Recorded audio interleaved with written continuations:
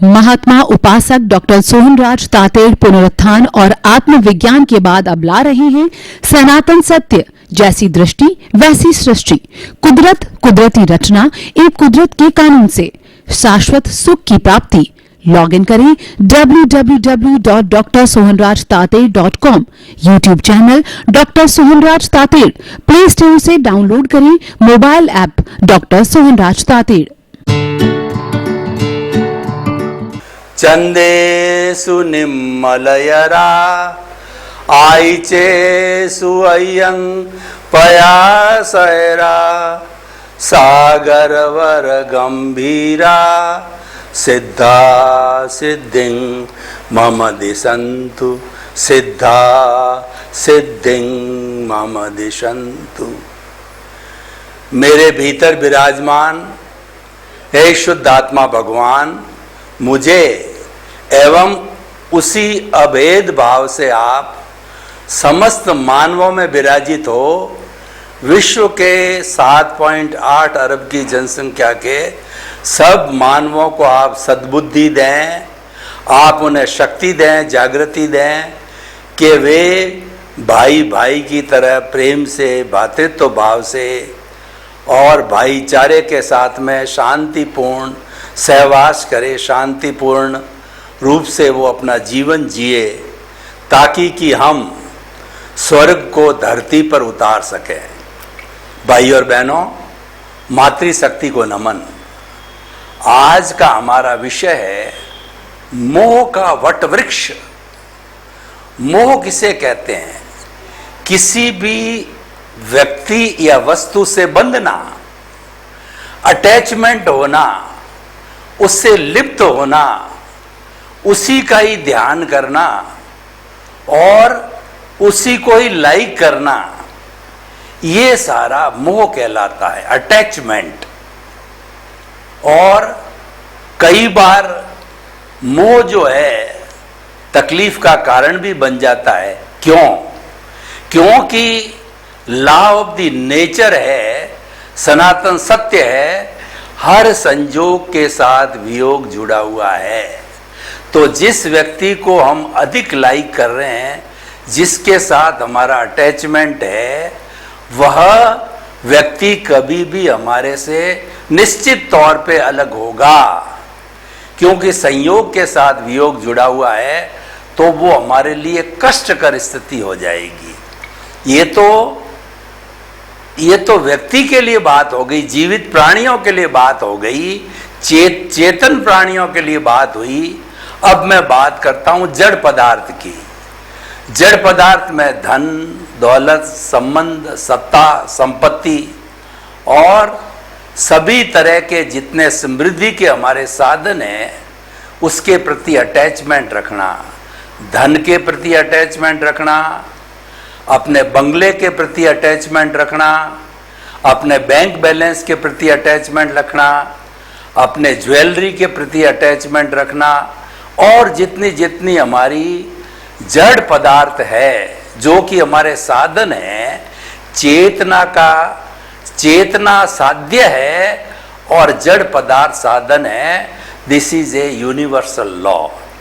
तो उसके प्रति लिप्तता रहनी, उसके प्रति अटैचमेंट रहना, वह मोह कहलाता है। और मोह ही सब कर्म बंधन का कारण है, क्योंकि व्यक्ति और वस्तु के प्रति मोह होने से हमारे भीतर कर्ता भाव आ जाता है। मेरा धन, मेरा परिवार, मेरे बाल बच्चे, मैं किसी का पिता, मैं किसी का पुत्र, मेरा घर, मेरी संपत्ति, मेरे संबंध, सत्ता, संपत्ति, मैं और मेरा के साथ जुड़ते ही मोह पैदा हो जाता है, राग द्वेष पैदा हो जाता है, बुराइयां पैदा हो जाती है। और जितने हम निर्लिप्त रहते हैं, आपका है, कोई नहीं उसको ले सकता। मकान आपके नाम है, पट्टा आपके नाम है, तो कोई दूसरा उसको ले नहीं सकता। लेकिन यहाँ पर दो तरह की मानसिकता काम करती है। आपके खुद का मकान है तो एक तो आप सोचते हो कि मेरा मकान, मैं इसका मालिक, ऑनरशिप और डूअरशिप, उससे ब्लेम और क्लेम होता है। उसको कोई खराब करता, नुकसान पहुंचाता है तो हम ब्लेम करते हैं, और आपकी संतान कहती है कि नहीं मेरा भी हिस्सा है, तो हम क्लेम करते हैं कि नहीं ये मकान मेरा ही है। तो ऑनरशिप, डूअरशिप, ब्लेम और क्लेम पैदा हो जाता है। किससे पैदा होता है? मोह से पैदा होता है, अटैचमेंट से पैदा होता है। एक मानसिकता। दूसरी मानसिकता ये है, घर आपका है, रजिस्ट्री आपके नाम है, कोई भी आपकी संतान भी नहीं ले सकती है, पर आप क्या समझते हैं, आपके अंदर भाव क्या है? यह मकान मेरी निश्राय में है, इस मकान का मैं ट्रस्टी हूं, इस मकान का मैं चौकीदार हूं, जितने समय तक मैं जीवित हूं मैं इसका उपभोग करता हूं। ट्रस्टीशिप की भावना आ जाती है, निश्राय की भावना आती है।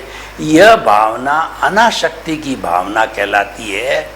तो उसके अंदर मोह नहीं होता है, उसमें विरक्ति होती है, उसमें आसक्ति का उल्टा अनासक्ति होती है। चीज वही है, लेकिन हमारा नजरिया कैसा है। इसीलिए कहते हैं कि नजर बदल दो, नजरिया बदल जाएगा। दिशा बदल दो, दशा बदल जाएगी। दृष्टि बदल दो, सृष्टि बदल जाएगी। हम आपकी दृष्टि को बदलना चाहते हैं, जो मैंने अभी कहा कि आपकी सोच को बदलना चाहते हैं। यही हमारा सनातन सत्य है। आपकी सोच को सही दिशा में ले जा करके हमारा उद्देश्य है कि आपको शाश्वत सुख की नींव लगा दें। ऐसा शाश्वत सुख कि उसके बाद के अंदर कोई भी दुख आए ही नहीं, हर वक्त अक्षय सुख बना रहे। ये मोह। और वटवृक्ष आप जानते हैं कि एक ऐसा पेड़ होता है जो चारों तरफ फैला हुआ होता है, उसकी शाखाएं जमीन पे आके टच हो जाती है। इतना बड़ा वृक्ष होता है, इस जो और कई साल पुराना होता है, सैकड़ों साल पुराना होता है, जैसे कि बरगद का पेड़। इसको हम वट वृक्ष कहते हैं। तो मोह जो है, आसक्ति है, वह उस वट वृक्ष की तरह से फैल जाती है। यानी आसक्ति है, दूसरी बुराइयों को भी साथ में ले आती है और उसका वट वृक्ष बन जाता है। दूसरे शब्दों में मैं बात करूं कि दुनिया की जितनी जितनी बुराइयां हैं वो सब मोह का वट वृक्ष है, सब मोह का जाल है। और जितनी जितनी अच्छाइयां हैं वो सब अनासक्ति का संसार है। तो ये दोनों हमारे साथ रहती है। आसक्ति अनासक्ति हमारे भीतर है और प्रकृति और पुरुष हमारे भीतर है। अच्छे बुरे भाव भीतर है। आपको निर्णय करना है, आपको पुरुषार्थ करना है कि आप किस तरह से रहते हो। अज्ञा भी इधर ही है और प्रज्ञा भी इधर ही है। अज्ञा मतलब देहाध्यास। अगर आप देहाध्यास में लगे रहते हो तो संसार को बढ़ाते हो। अगर आप आत्मा की भाव सत्ता प्रज्ञा के साथ जुड़े रहते हो, हर क्षण मोह को छोटा करते हो, संसार को छोटा करते हो, और वही प्रज्ञा मोक्ष की प्रतिनिधि भी है। वो आपको निश्चित तौर से मोक्ष के अंदर, 2-4 भवों के अंदर वो ले जा सकती है। तो हमको जो है, इसी को हम दृष्टि विज्ञान कहते हैं कि अपनी सोच को बदल दीजिए। जो सोच गलत दिशा में जा रही है, जो नेगेटिव थिंकिंग है, उसको बदल करके पॉजिटिव थिंकिंग कर दीजिए। हमारे पास न तो जादू है, न टोना है, न कोई तंत्र है, न कोई मंत्र है, न कोई विद्या है, कुछ भी नहीं है। हमारे पास में सनातन सत्य कार्यक्रम है, जो कि कुदरती रचना और कुदरत के कानून पर आधारित है, जिसे हम दृष्टि विज्ञान कहते हैं। हम व्यक्ति की सोच को बदलते हैं, हम आपको राइट विजन देते हैं, हम आपको सम्यक दर्शन देते हैं, हम आपको जो है पॉजिटिव थिंकिंग देते हैं। तो ये सारा बुराइयों का जो संसार है वो मोह का वट वृक्ष होता है। अब आपको चिंतन करना है कि क्या मोह के वट वृक्ष के साथ ही रहना है, या इस वट वृक्ष से बाहर भी निकलना है। अगर मोह के संसार में रहना है तो आप जीवात्मा के रूप में, चेतना के 3 स्तर है, चेतना वही है लेकिन उसके 3 स्तर है।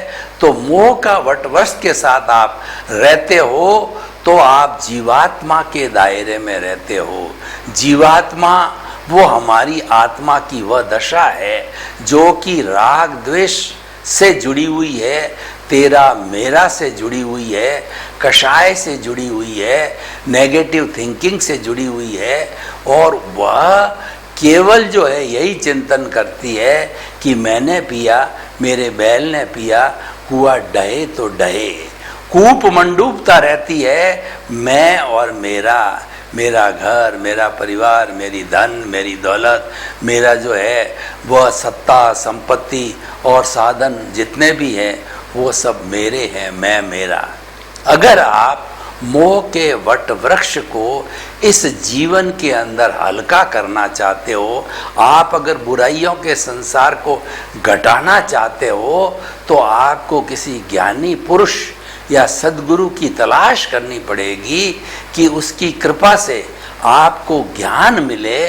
तो अगर आपको सही ज्ञान मिलता है, सम्यक ज्ञान मिलता है, तो आपको जो है वो अपने, कहना चाहिए तपोबल से, अपनी कृपा से जो है आपको जीवात्मा से अंतरात्मा बनाता है, अंतरात्मा के पद पर बिठा देता है।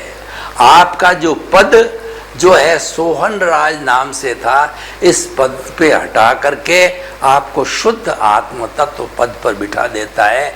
क्योंकि जो आपका अनंतानुबंधी कषाय है, जो कि स्वयं दर्शन मोहनीय है, उस दर्शन मोहनीय को, अनंतानुबंधी कषाय को जो है वो भस्मीभूत कर देते हैं, जो कि कर्म बंधन का मुख्य कारण होता है।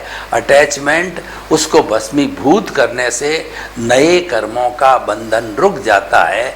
कर्म बंधन तो होता है क्योंकि प्रतिष्ठित आत्मा मौजूद है और वो पुरुषार्थ करती रहती है, लेकिन उसके जो पीछे जो मोहनीय कर्म बचा है वो अप्रत्याख्यानी, प्रत्याख्यानी और संजलन बहुत हल्के हल्के जो है वो मोहनीय कर्म है। जो भारी मोहनीय कर्म, जो कि कहा जाता है कि पत्थर की शिला के अंदर लकीर खींचना कठोर कार्य है, वह काम तो गुरु, सदगुरु या ज्ञानी पुरुष अपने तपोबल से कर देता है। और उसमें हमारा जो है वो हमारा पुण्योदय भी होना चाहिए। तो ऐसी स्थिति वो जो है हमें ज्ञान दे देता है। तो देखिए, ज्ञान लेने के बाद क्या होता है, ये देखने की बात है कि ज्ञान लेने के बाद मोह के वटवृक्ष में, मोह में क्या कमी आती है। तो वह ज्ञान जो हमें बताता है कि जो तुम्हारा जो चेतना का स्वरूप है वही स्वरूप समस्त जीवित प्राणियों का है। यानी सारी समस्त जीवित प्राणियां हैं वो तुम्हारी तरह ही चेतन तत्व है। और जो तुम ज्ञाता दृष्टा रूप के अंदर हो, तुम अनंत ज्ञान, अनंत दर्शन, अनंत शक्ति और अनंत सुख का भंडार हो। वैसी सारी आत्माएं एक जैसी है। यानी ज्ञान लेने के बाद के अंदर आपको आत्मतुलावत जीवन जीने की ट्रेनिंग मिल जाती है और आप समस्त आत्माओं में एक ही प्रभु के दर्शन करते हो। तो उनके साथ में आप हमेशा अच्छा व्यवहार करोगे, किसी के साथ में बुरा व्यवहार नहीं करोगे। तो ये बड़ा एक परिवर्तन आता है कि व्यक्ति को ज्ञान लेने के बाद के अंदर। तो हमें मोह का वटवृक्ष करने के लिए ज्ञान तो प्राप्त हो गया, इस ज्ञान को टिकाए रखने के लिए हमें प्रतीति, जागृति और अनुभव करना चाहिए। प्रतीति का अर्थ होता है कि जो सद्गुरु है वो हमें एहसास करा देता है ज्ञान देते समय कि तुम्हारा पद अब जो है वो जो कर्ता भाव से तुम्हारा पद है शुद्ध आत्मा स्वरूप हो गया। अभी शुद्ध आत्मा आप हुए नहीं हो, लेकिन आपका लक्ष्य जो है वो परमात्मा यानी शुद्ध आत्मा बनने का है। उसकी ओर प्रयाण करो। तो जो हमारा ये जो अंतरात्मा का जो लक्ष्य है वह निर्धारित हो जाता है और हम प्रीति इतनी बिठा देते हैं 24 आवर्स कि मन वचन काया से मुक्त, ऐसा मैं शुद्ध आत्मा हूँ। मैं कैसा शुद्ध आत्मा हूँ? जो कि मन वचन काया से मुक्त है, क्योंकि मन वचन काया तथा उससे जुड़ी हुई हर अवस्था मात्र कुदरती रचना है, उसका संचालन कुदरत करती है और मन वचन काया का क्रिएटर, ऑपरेटर और डिस्ट्रॉयर कुदरती है। यानी आपकी कोई स्वतंत्रता नहीं है। आप जो ये जीवन जी रहे हो ये तो मात्र जो आयुष्य कर्म के अधीन जो है, ये आपका जो है वो कहना चाहिए प्रारब्ध और उदय है, उसके अधीन ये जिया जाता है और मैकेनिकल मोड होता है और वह भी टेम्परेरी है। संजोग के साथ वियोग जुटा होता है तो ये कर्म जो है झड़ते रहते हैं, भोग लिए जाते हैं और झड़ जाते हैं, तो ये नाशवान भी है। तो ये सारी स्थिति हमारी मन वचन काया की हो जाती है और हम समझने लग जाते हैं कि इसकी क्रिया में तटस्थ रहो।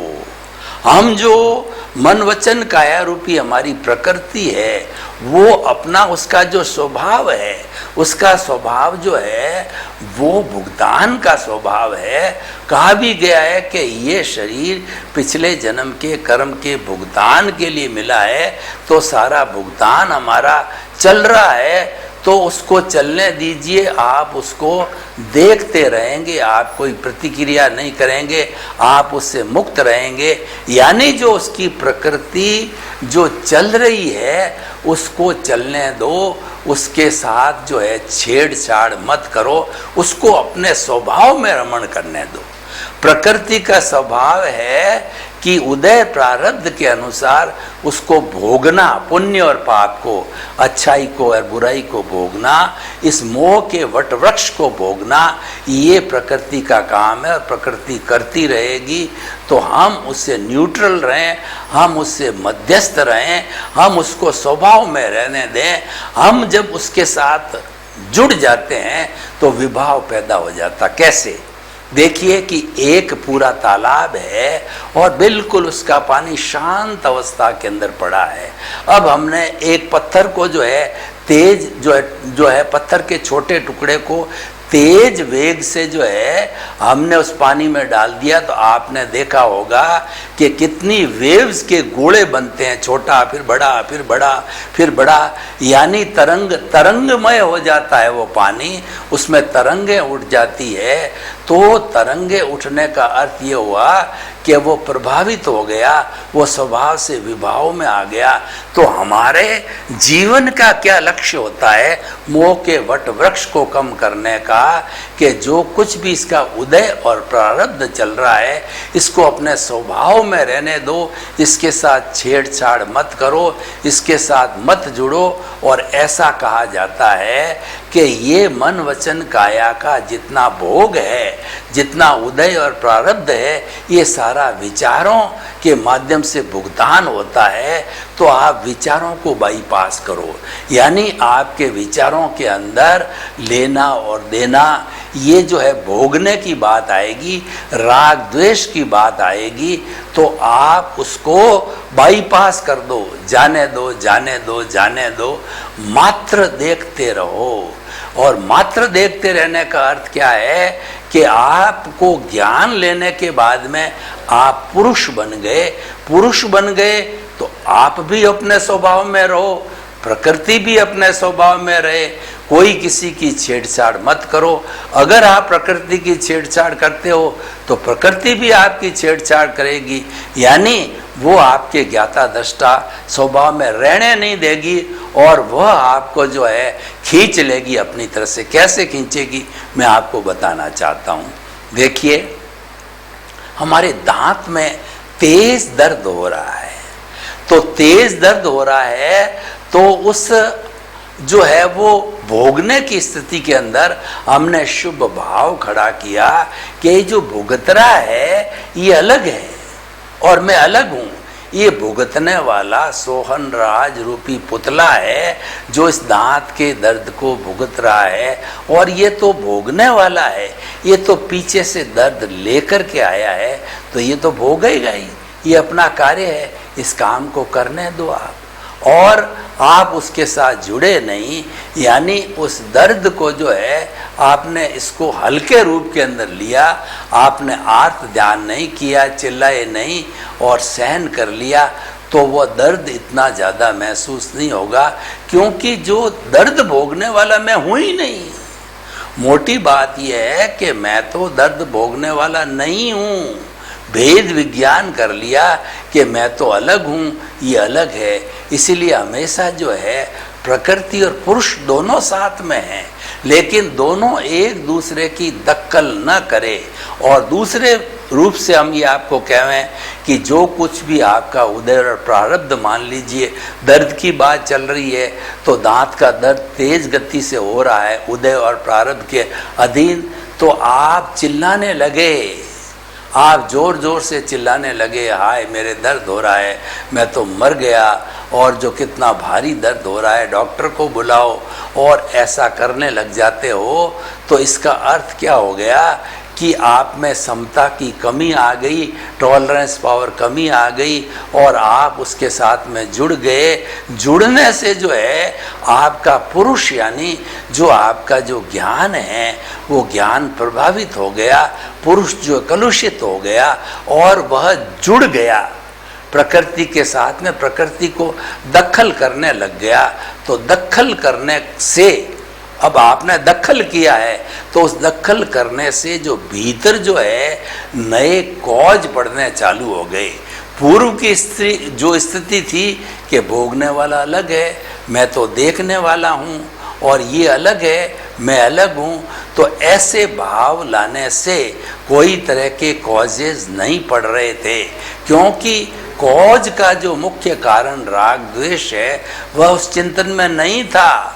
और जब आप जुड़ गए राग द्वेष से, तो राग द्वेष गुणित हो गया, राग द्वेष का कारण बन गया, और राग द्वेष का कारण बनने के कारण जो है वो विभाव पैदा हो गया, और ये राग द्वेष गुणित हो गया, और हमने नए कॉजेज डाल दिए। देखिए कॉजेज कब पड़ते हैं, चार्जिंग कब होती है, जब उसके भीतर कहीं न कहीं राग द्वेष होता है, कहीं न कहीं मोह होता है, मोह के वटवृक्ष की कोई शाखा होती है, तब जाकर के कॉज पड़ते हैं। क्योंकि कॉज पड़ने का कारण जो है ना मौजूद होता है। उदाहरण के तौर पर मान लीजिए कि एक जो है वो गेहूं के दाने हैं, तो गेहूं को अगर हम सीधा बारिश हुई हो ज़मीन के अंदर डाल दें, तो थोड़े दिनों के बाद के अंदर फिर जब उसके अंदर पानी, खाद और धूप मिलती है तो फलक फूटता है और उसका भ्रूण बनता है, और वह धीरे धीरे पौधा बनता है। और वही गेहूं के दाने अगर हमने तवे के ऊपर उनको गर्म करके और फिर हमने बोया होता, तो उसका जो है वो उगने की शक्ति हमने खत्म कर दी, यानी उसके राग द्वेष खत्म हो गए, क्योंकि वो जो दाने थे वो मर गए। तो जब मर ही गए तो फिर राग द्वेष, वो तो जड़ बन गया, उसमें राग द्वेष नहीं रहा। जब राग द्वेष नहीं रहा तो वो उगने की क्षमता उसकी नहीं हुई, और ऐसे दाने कितने ही डालो आप, वो कभी नहीं उगेंगे। तो हमको घुमाने वाला जो तत्व है वो है मोह, वो है राग द्वेष, वो है कषाय, और क्रोध, मान, माया, लोभ है। उससे जुड़े हुए 18 तरह के नेगेटिव थॉट्स हैं जो कि मोह की टहनियाँ हैं। कौन कौन सी? प्राणातिपात, मर्शावाद, अदत्तादान, मैथुन, परिग्रह, क्रोध, मान, माया, लोभ, राग, द्वेष, कलह, अव्याख्यान, प्रशून्य, पर परिवाद, रति अर्ति, माया मर्सा, मिथ्या दर्शन, शल्य पाप। ये मूल रूप से 18 तरह के जो है नेगेटिव थॉट्स हमारी भारतीय संस्कृति में बताए गए हैं। तो ये सारे नेगेटिव थॉट्स भी मोह का संसार है, मोह के वट वृक्ष का भाग है, और दुनिया में जितने जितने नेगेटिव थॉट्स और बुराइयां हैं वो सारे के सारे मोह के जो है भाग है, मोह का वट वृक्ष है। और जितनी जितनी हमारी अच्छाइयाँ हैं वो सारा जो है वो आत्म तत्व का भाग है। और ये प्रकृति और पुरुष जो दो चीज़ें हमारे सामने हैं और दोनों चीज़ें इस शरीर के अंदर मौजूद है, तभी ये शरीर संचालित होता है। अगर केवल अकेली आत्मा इस शरीर में नहीं रह सकती है, वह तो सर्व कर्मों से मुक्त होकर के सिद्ध शिला के अंदर परमात्मा या ईश्वर बन के विराजमान हो जाती है, फिर कभी भी इस आवागमन के चक्कर में नहीं आती है। इस आवागमन में तो वही आती है आत्मा जिसके अंदर राग द्वेष शेष है और जिसको इस भुगतान को क्लियर करना है, तब ये संसार में रहती है और ये सारा भुगतान पूरा करती है। तो हम आपसे जो है, अगर इस एपिसोड को मैं ओपन टू द ऑडियंस करूं और समस्त हमारे श्रोतागण से जो है इसके बारे में जानना चाहूं कि इसकी क्या रिलीवेंस है, क्या सोशल यूटिलिटी है और क्या इसकी उपयोगिता है, और ये मोह का वट वृक्ष जो विषय का जो है ये प्रवचन है जो मनुष्य को, समाज को, परिवार को, राष्ट्र को और विश्व को कैसे लाभान्वित कर सकता है, तो मैं कहना चाहता हूँ कि मोह हमारे भीतर है। मोह को हम एकदम समाप्त नहीं कर सकते। मोह को रिक्त करने के लिए हमें 8वें गुणस्थान में क्षपक श्रेणी लेनी पड़ेगी, यानी हमारी सोल की प्योरिटी को बढ़ाना पड़ेगा। और जो क्षपक श्रेणी जो जीव ले लेता है वो आगे बढ़ता जाता है और निश्चित तौर पे जो है वह केवल ज्ञान को, वीतरागता को प्राप्त होता है। तो 8वें गुणस्थान से 9वां, 10वां, 11वां छोड़ता हुआ 12वें गुणस्थान के अंदर वीतराग बन जाता है और 13वें गुणस्थान के अंदर केवली बन जाता है, केवल ज्ञान हो जाता है।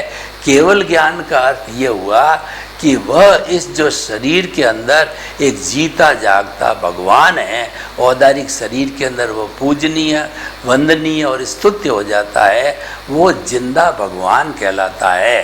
तो इस तरीके से जो है हमने ये बनाई, भेद रेखा बनाई, हमने जो है वो भेद विज्ञान किया कि प्रकृति और पुरुष को अलग अलग मानो और अलग अलग जानो और दोनों को जो है अपने स्वभाव में रमण करने दो, दोनों को आपस में मिक्स मत करो।